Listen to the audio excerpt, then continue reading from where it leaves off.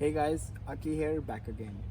So it's always a question on one of the most important documents of this country. Indeed, a license of this country. The license is really important part of your life if you love driving and want to continue driving. I'm not saying that your international driving license is not valid here, but having a local license is always beneficial for you guys. I'll explain that later. So if you're willing to get a license and just want to gain the knowledge on how to get a license in this country, then this video is just for you. Have a look.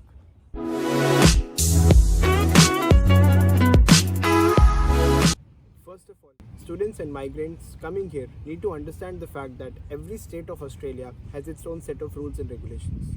Like about a month back, Queensland state rules out a new license rule in which it reduced the international driving license validity to 6 months from 2 years. In every state, an international driving license can drive up to 2 years of his or her stay of whatever country they are from and whatever state they have their license from. I can tell you mostly about New South Wales just because I live here, and you can drive up to 2 years from your international driving license here in Sydney. But if you think you can go for the Australian license, then think twice before applying. The reason I said this because by any chance you fail, whose possibilities are more as the test I found was really tough, then you may not be able to drive your car single-handedly, which means you have to have an unrestricted driving license holder sitting right next to you and your L plates on display next to the number plates all the time.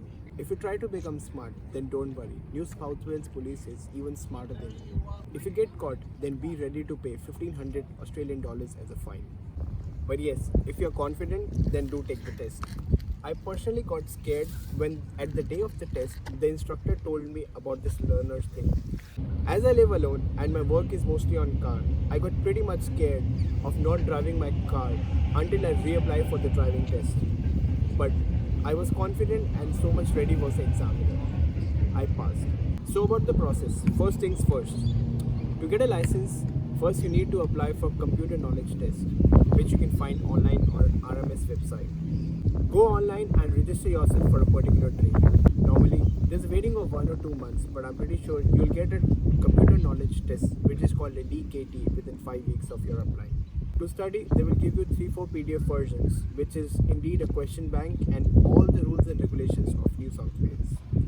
Go through with it, grasp them, and be ready with your test. Next step.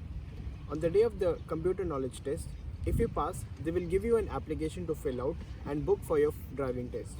Step number 3. A really important thing to keep in mind is make sure that your car is roadworthy, which means your car has 70% of threads, your brake lights and tail lights are working, your headlights are working, everything is in working condition and there is no major dent. Else, I'm afraid your examiner will cancel your test effective immediately. This happened with me once and the booking fees of $60 just went in vain.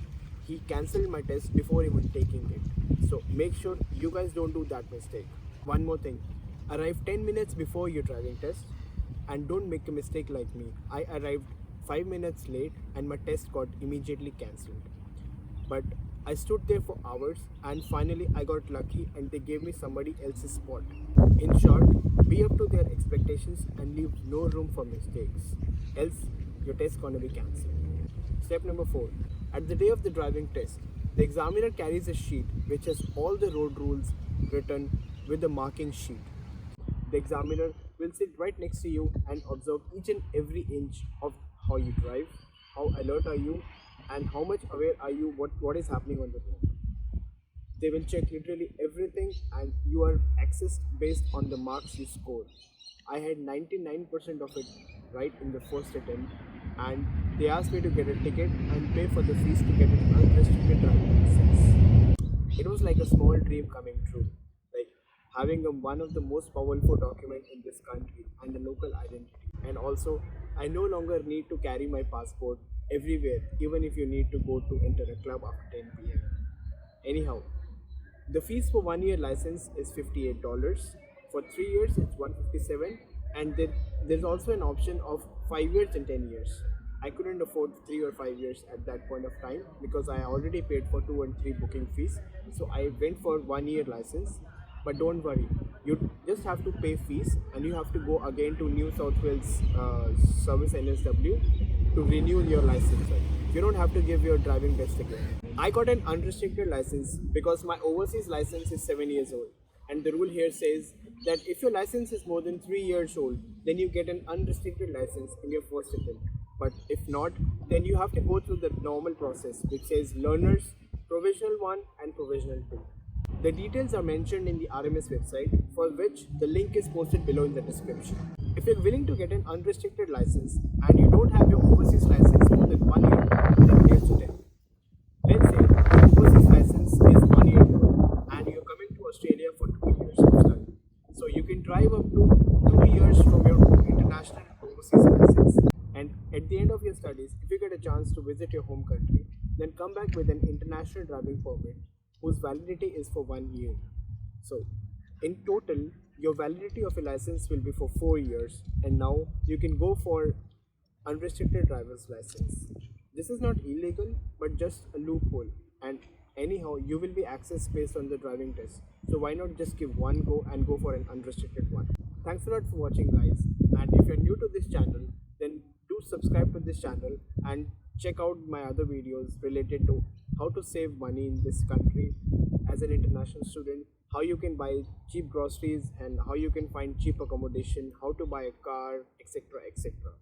Thanks a lot and have a good one.